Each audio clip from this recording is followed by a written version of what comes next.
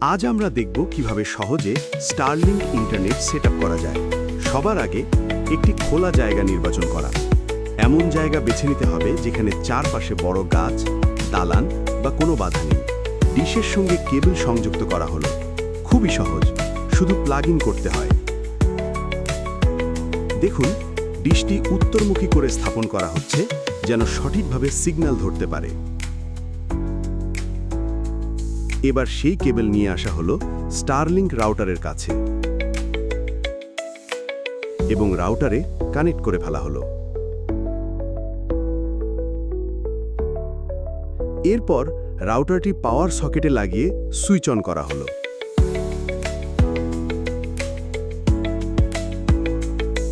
সবকিছু connected.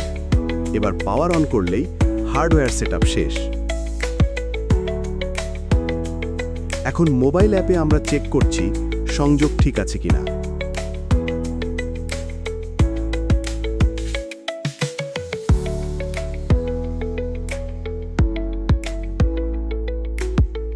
Starlink অ্যাপে দেখা যাচ্ছে ডিশের সামনে কোনো অবস্ট্রাকশন বা বাধা আছে কিনা। পূর্ণ সিগন্যাল মানেই কাজ পুরোপুরি সফল।